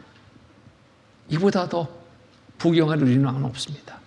그런데 이 솔로몬 처음에 그 마음처럼 잘 했으면 좋은데 이제 말년이 돼서 하나님 앞에 큰 죄를 범하게 됩니다. 무슨 죄냐면 우상을 섬기는 큰 죄를 범하게 돼요. 이방 여인들을 취하지 말라 했는데 취하고 그들이 가져온 우상을 섬기게 됩니다. 하나님이 가장 싫어하는 죄죠. 그래서 이 솔로몬 하나님 앞에 불순종으로 인해서 저주의 삶을 있게 합니다. 이 솔로몬의 아버지인 다윗이 너무너무 하나님 옆에 온전한 삶을 살았기 때문에 이 다윗 왕을 봐서 아버지를 봐서 이 솔로몬 내 때는 내가 이렇게 하지 않겠다. 그런데 네 아들 때는 이 나라를 내가 두 쪽 낼 것이다. 예언하십니다. 여기 보면은 자, 열왕기상 11장 3절 5절 말씀 보면은 왕의 후비가 700인이요 빈장이 300인이라 왕비들이 왕의 마음을 돌이켰더라. 솔로몬의 나이 늙을 때 왕비들이 그 마음을 돌이켜 다른 신들을 좇게 하였으므로 왕의 마음이 그 붙인 다윗의 마음과 같지 아니하여 그 하나님 여호와 앞에 온전치 못하였으니 이는 시돈 사람의 여신 아스타롯을 쫓고 암몬 사람의 가증한 밀금을 쫓습니다. 이게 우상이 우상을 섬기는 큰 죄를 범하게 된 겁니다. 자, 그로 인해서 이제 이런 문제가 이제 있게 된 거예요. 열왕기상 11장 10절 13절 말씀 보면은 이 일에 대하여 명하사 다른 신을 좇지 말라 하셨으나 저가 여호와의 명령을 지키지 않았으므로 솔로몬이 하나님의 명령을 지키지 않았어요. 여호와께서 솔로몬에게 말씀하시되 내게 이러한 일이 있었고 또 내가 나의 언약과 내가 내게 명한 법도를 지키지 아니하였으니 내가 결단코 이 나라를 내게서 빼앗아 네 신복에게 주리라. 그러나 내 아비 다윗을 위하여 내 세대에는 이 일을 행치 아니하고 네 아들의 손에서 빼앗으려니와 오직 내가 이 나라를 다 빼앗지 아니하고 나의 종 다윗과 나의 뺀 예루살렘을 위하여 한 지파를 네 아들에게 주리라 하셨더라. 이렇게 예언하는 거예요. 예언된 말씀이죠. 그런데 이 말씀 그대로 이루어집니다. 역사가 놀랍게 솔로몬이 죽고 그 아들 르호보암이 왕위에 섰습니다. 그런데 반란이 일어난 거예요. 솔로몬의 신하였던 여로보암이 이스라엘 12지파 중에 10지파를 규합해가지고 나라를 세웁니다. 반역이죠. 그리고 이 솔로몬의 아들 르호보암은 유다 한 지파를 가지고 나라를 세워요. 이 말씀 그대로 이루어져 역사가. 어떻게 이렇게 이루어질 수 있을까요? 글자 하나 틀리지 않게 이루어져요. 놀랍지 않습니까? 하나도 안 놀라시네. 성경 보고 역사 보면요, 이렇게 정확하게 맞을 수가 없습니다. 이게 사람이 쓴 책이 아니고, 영화 한 편 만들든 무슨 드라마를 만들든 처음에 썼던 그 각본과 중간중간에 막 계속 바뀌죠? 상황에 따라서. 근데 몇백 년 전, 몇천 년 전 예언된 말씀 그대로가 후에 그대로 이루어진다는 것. 이거 놀라운 일 아닙니까? 하나님이 살아서 역사하시는 겁니다. 모든 것을 주관하시고 이루시는 하나님임을 우리가 보게 되는 겁니다. 이스라엘 민족을 통해서 더욱 생생하게 우리는 이 사실을 보게 됩니다. 성경 사실이다. 하나님 살아계시다. 확실하게 알 수 있습니다. 이스라엘 민족의 역사가 그렇잖아요. 솔로몬이 죽고 난 다음 분단 역사예요. 북이스라엘과 남유다로 나뉘잖아요. 북이스라엘 보니까 시작이 여로보암으로 열지파가 귀합돼서 여로보암으로 시작된 나라 19왕이 통치하는데요. 거의 다 우상을 섬기는 거예요. 우상을 섬기는 거 하나님 좋아해요? 계속 괴롭힘 당하는 고통의 삶을 살게 합니다. 연속의 연속. 결국은 그렇게 해서 망해버리는 겁니다. BC 722년에 아시리아에서 멸망당하고 맙니다. 남유다, 로보암으로 시작된 남유다 20왕이 통치하는 기간 속에서 그래도 몇 왕은 하나님 말씀에 순종하는 왕이 있었습니다. 순종의 복을 주신다고 그랬죠. 말씀대로, 약속의 말씀대로 순종의 복을 주십니다. 그 왕이 우상을 버려버리고 오직 하나님만 섬기는 그 왕이 통치하는 기간 속에서 이 나라는 아주 든든히 섭니다. 그런데 우상을 섬기는 왕, 여지없이 저주의 삶입니다. 그렇게 살다가 결국 BC 586년에 바벨론에 의해서 이 남유다도 멸망당하고 마는 겁니다. 그래서 식민지살이를 하게 돼요. 600년간의 긴 기간 속의 식민지살이입니다. 우리는 일제 36년도 지금 막 이를 갈잖아요. 뭐 스포츠 경기를 해도 막 절대로 지면 안 돼. 가위바위보만 해도 지면 안 돼, 일본한테. 이런 정도로 완전히 막 감정을 품죠. 36년간 고통을 잊지 못하겠다는 거예요. 근데 이스라엘은 600년의 식민지살이 이 고통을 이루 말할 수 없는 고통입니다. 바벨론으로 시작해서 페르시아, 그리스, 로마로 이어지는 식민지살이. 이들의 마음에는 무엇이 항상 있을까요? 독립이라는 단어는 떠나지 않을 겁니다. 그리고 우리를 핍박하는 우리를 식민지살이로 하고 있는 이 나라들 당장 벌리를 주기를 바랄 마음일 겁니다. 자, 여기에 쭉 식민지살이가 이어지다가 로마 식민지살이를 하고 있을 때 복에 거느리실 예수 그리스도가 이 민족 중에서 나시게 됩니다. 예언된 말씀 그대로 이 민족 중에서 나시게 돼요. 이사야 7장 14절을 보면은 처녀가 잉태의 아들을 낳을 것이요 라고 예언된 말씀대로 동정녀 마리아의 뒤를 빌어서 성령으로 잉태된 예수 그리스도가 나시게 됩니다. 자, 베들레헴에서 나실 것이 예언되어 있어요. 구약에 베들레헴에서 예수님이 나십니다. 예수님이 이스라엘 민족 중에서 나셔서 공생의 기간 중에 놀라운 이적과 기적을 나타내 보이게 됩니다. 떡 5덩이 물고기 2마리로 5천여 명을 먹이고 남기는 놀라운 이적을 나타낼 때, 죽은 자도 살리는 놀라운 기적을 보일 때, 병든 자도 고치는 놀라운 이적을 나타낼 때 이스라엘 백성들은 야, 우리 민족을 구원하기 위해서 보내주신 메시아다 쫓았습니다. 자, 이분이 우리 왕이 된다면 저 노마는 박살난다. 우리는 독립이다. 반겼습니다.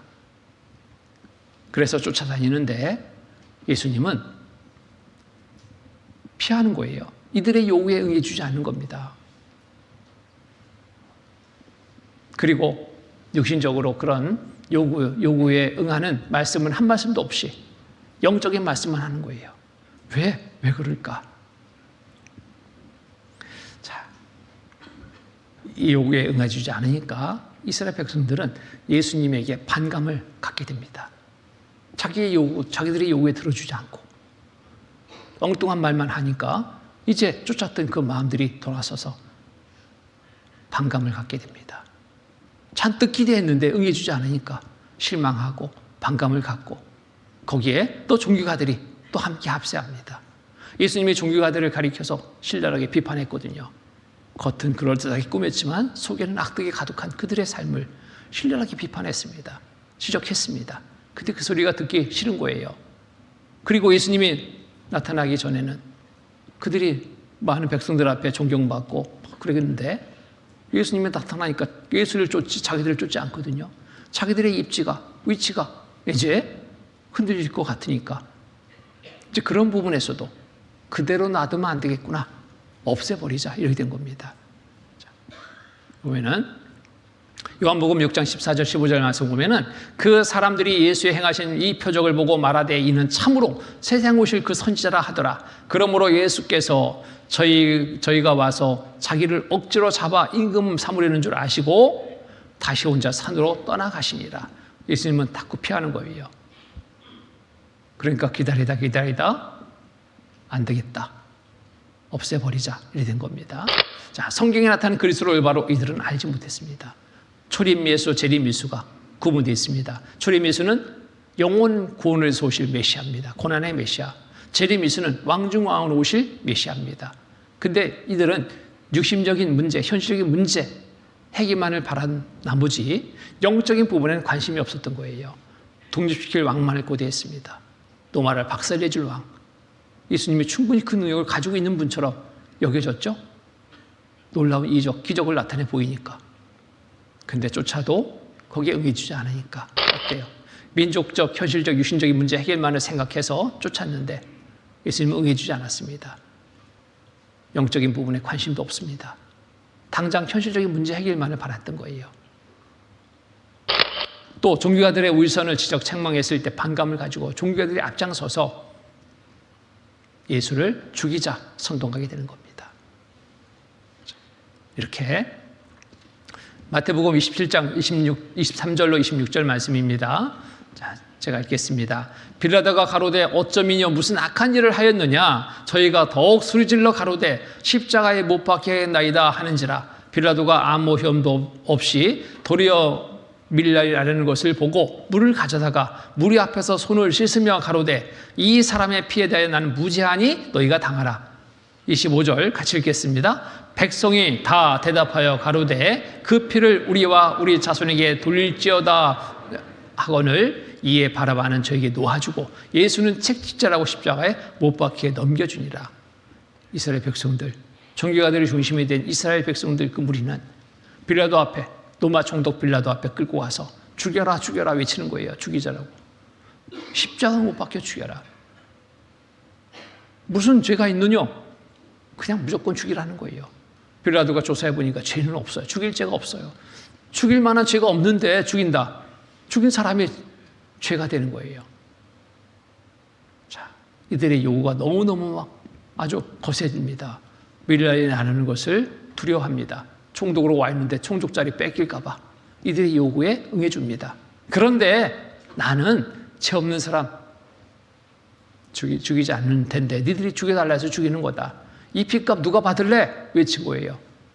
그랬더니 이 무리들은 똑같이 얘기합니다. 이스라엘 백성들은. 백성이 다 대답하여 가로되 그 피를 우리와 우리 자손에게 돌릴지어다. 우리와 우리 자손에게 돌려. 너 걱정하지 말고 넌 죽여주기만 해. 이렇게 된 겁니다.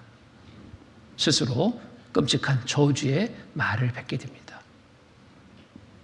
후에 어떤 일이 있을지 이들은 생각지 못했을 겁니다. 이스라엘 민족의 불순종의 결과 이미 성경에 예언되어 있었습니다. 이렇게 예언되어 있어요. 레위기 26장 31절 33절을 보면은 내가 너희 성읍으로 황폐케 하고 너희 성수들로 황량케 할 것이요 너희의 향기로운 향을 흠양치 아니하고 그 땅을 황무케 하리니 거기 거하는 너희 대적들이 그것을 인하여 놀랄 것이며 내가 너희를 열방 중에 흩을 것이며 내가 칼을 빼어 너희를 따르게 하리니 너희의 땅이 황무하며 너희의 성읍이 황폐하리라. 이렇게 예언되어 있습니다. 예언된 말씀 그대로 이루어집니다. 역사가. 그 땅 황무 황폐한 땅으로 버려져 버립니다. 큰 민족을 이룰 민족이 분산되는 세계 분산되는 역사를 맡게 됩니다. 복에 근원될 이 민족이 복원고사하고 온갖 죽음과 저주가 따릅니다. 칼이 따르는 그러한 고통의 삶을 살게 됩니다. 불순종의 결과입니다. 그들이 외친 그대로 이스라엘 민족의 주요 고난사를 보면 그대로 당합니다. 예수님이 십자가에 못 박혀 죽으신 후 AD 37년 후 70년에 노마티스 장군에 의해서 예루살렘 성이 포위됩니다.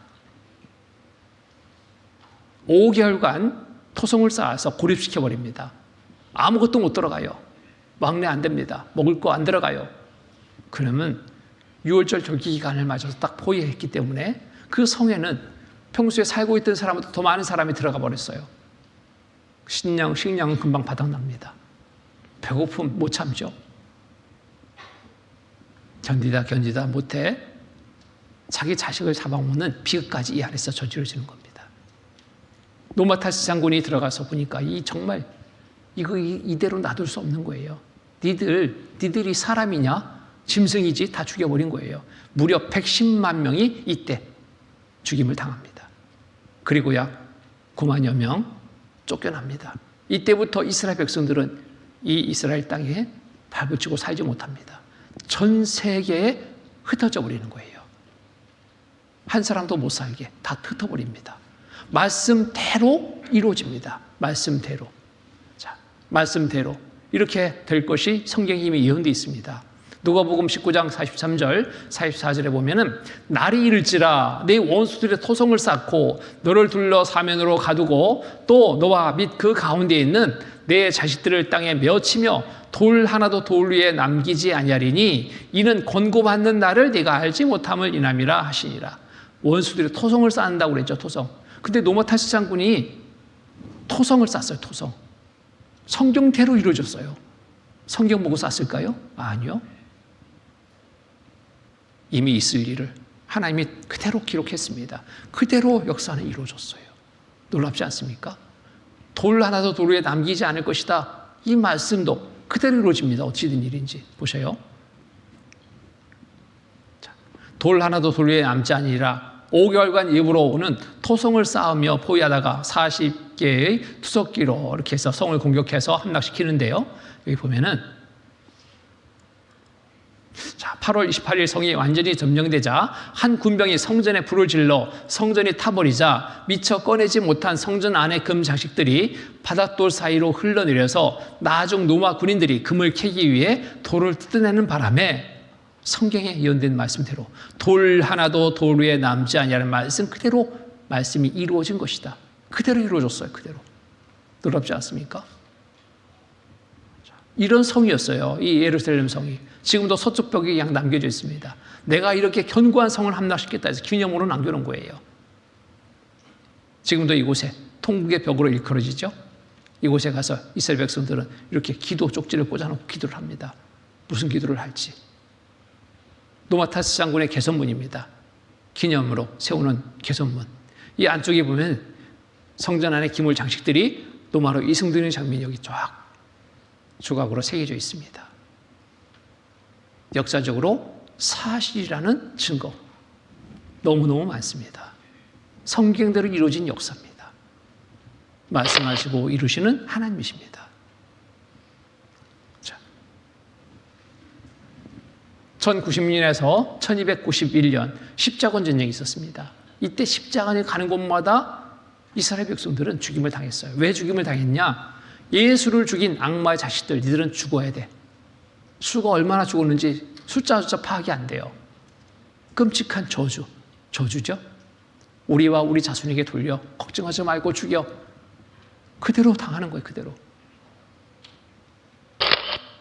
1215년에 라텐히에서 다윗별 달도록 공포합니다. 이스라엘 백성들에게 다윗별 달도록. 무슨 표냐? 제수의 표예요. 제수의 표.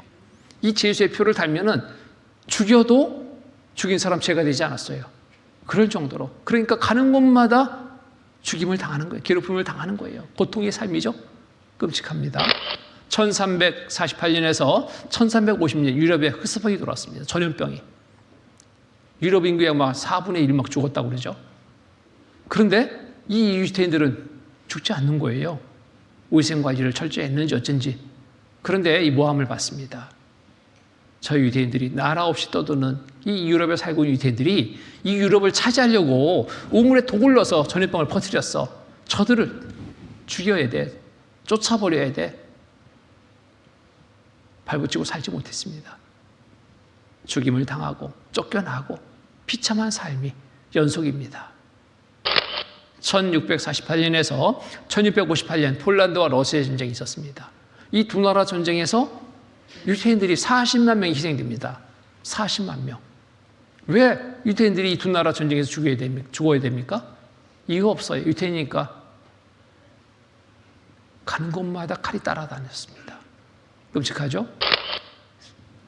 우리와 우리 자손에게 돌려 예수를 십자가에 못 박혀 죽이며 외친 그들의 그 외친 그대로 정말 생생하게 이루어진 역사 2차 대전 중입니다. 1939년에서 1945년 2차 대전 중에 유대인이 600만 명이 학살됩니다. 끔찍한 저주입니다. 자, 이렇게 될 것이 이미 성경이 예언된 대로 이루어지는 겁니다. 신명기 18장 65절 67절 보면은 그 열국 중에서 내가 평안함을 얻지 못하며 네 발바닥을 쉴 곳도 얻지 못하고 오직 여호와께서 거기서 너희의 마음으로 떨고 눈으로 쇠하고 정신으로 살랑케 하시리니 내 생명이 의있는 곳에 달린 것 같아서 주야로 두려워하며 내 생명을 확신할 수 없을 것이라. 내 마음의 두려움과 눈에 보는 것으로 인하여 아침에는 이르기를 아하 저녁이 됐으면 좋겠다 할 것이요 저녁에는 이르기를 아하 아침이 됐으면 좋겠다 하리라. 얼마나 고통스러우면 밤에도 낮에도 잠시도 평안함이 없어요. 고통 그 자체입니다. 견디기 너무 어려운 거예요. 차라리 아침이 됐으면 차라리 저녁이 됐으면 그러나 끊임없이 고통의 연속입니다. 말씀대로 이루어집니다. 죽일 때 그냥 죽이지 않고 이렇게 죽일 것에 대해 성경이 예언되어 있습니다. 에스겔 16장 39절 40절 말씀 보면은 내가 또 너를 그들의 손에 붙이리니 그들이 내 눈을 헐며 내 높은 데를 회파하며 내 의복을 벗기고 내 장식품을 빼앗고 내 몸을 벌거벗겨 버려두며 무리를 데리고 와서 너를 돌로 치며 칼로 찌르며 이렇게 죽임을 당하게 될 것이다. 의복 벗기고 장식품 빼앗고 벌거벗겨서 돌로 치고 칼로 찌르며 이렇게 죽일 거다. 자, 이 말씀대로 이루어집니다.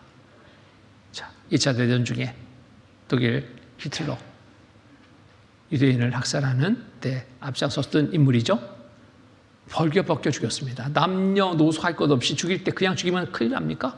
안 됩니까? 다 벌거벗겨 죽였어요. 이렇게. 그리고 장식품 다 뺏는다고 그랬죠.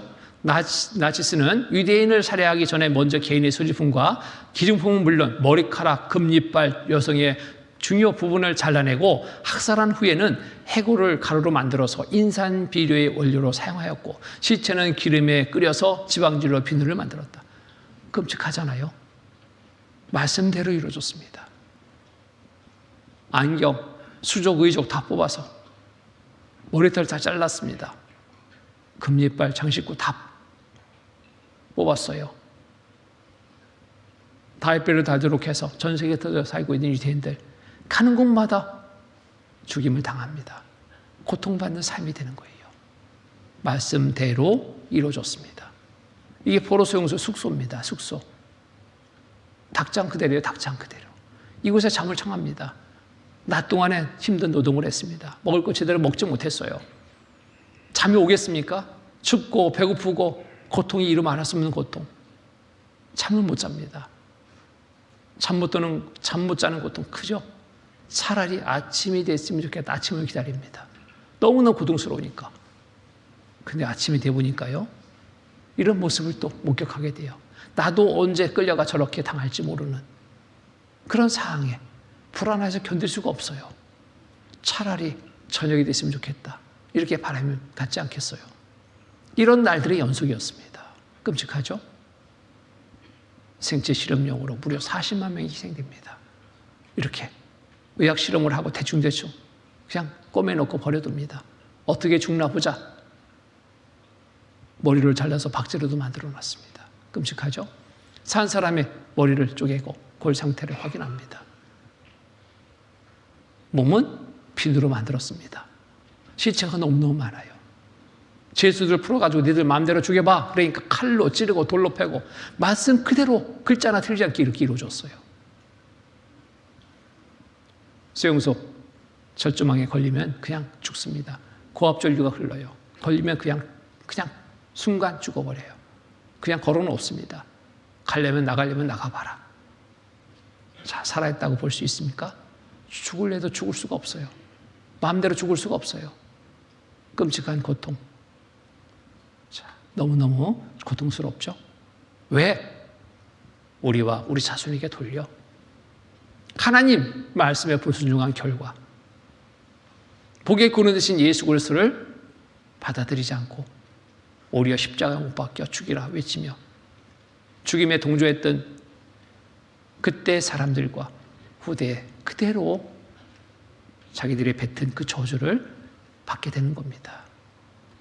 가스실에 들어가서 목욕시킨다고 들어갔는데 가스가 나와요. 나중에 물이 나옵니다. 시체를 씻어가지고 꺼내려고. 지글루비 가스. 시체에는 불이 꺼지지 않았습니다. 끔찍하지 않습니까? 말씀 그대로 이루어진 이스라엘민족 역사예요.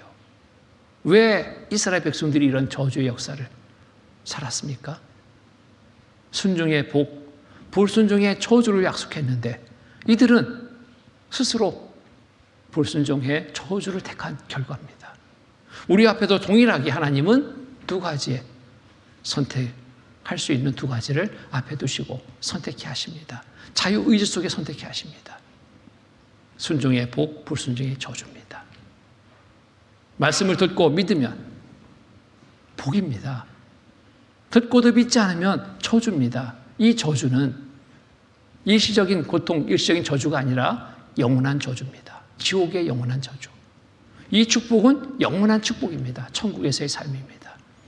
복과 저주. 여러분, 무엇을 택해야 될까요? 저주의 길, 복을 택해야 됩니다. 영원한 축복을 받을 이 복을 택해야 됩니다. 이스라엘 백성들이 이 저주의 삶을 살게 된 것은 다른 이유 없습니다. 하나님이 기회를 줬는데도 기회를 버렸습니다. 듣지 않았어요.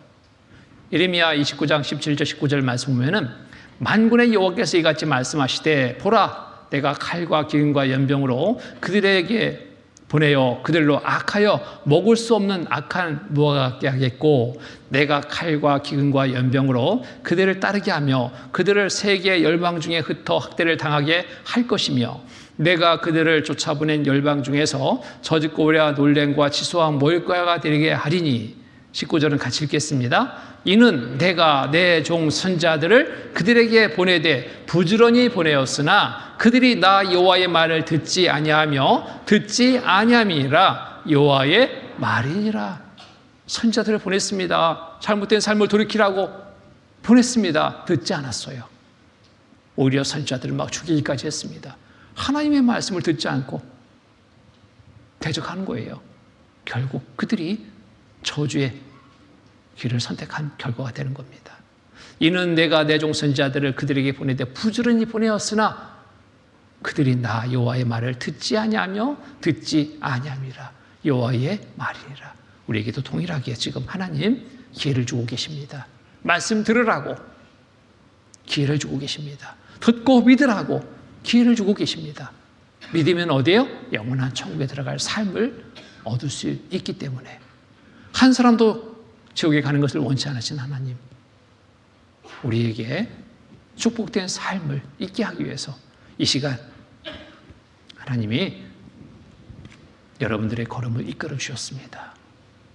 듣고 믿으면 천국입니다.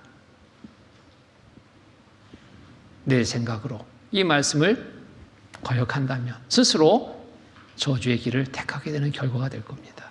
여러분, 자유의지 속의 선택입니다. 그런데 믿지 않을 수 없는 이유 있죠? 성경대로 이루어진 이스라엘 민족 역사를 보면서 성경 사실이다. 성경이 사실이라면 하나님은 살아계신 분이다. 너무너무 확실해집니다. 이번 한 주간의 시간이 여기에 참여하신 모든 분들에게 어찌 보면 마지막의 기회가 될 수 있습니다. 다음으로 미루지 마시고 이번 기회에 꼭 여러분 잡으시기 바랍니다. 꼭 그렇게 하실 거죠? 예. 내일 또 뵙겠습니다. 기도하시겠습니다. 거룩하시고 자비로우신 하나님 아버지 감사합니다. 오늘 이스라엘 민족의 역사를 통해서 성경대로 이루어진 역사, 하나님이 계획하시고 주관하시는 역사임을 또 알게 되고 말씀의 순종의 복, 불순종의 저주, 약속하신 대로 이루신 하나님을 또 알게 됩니다.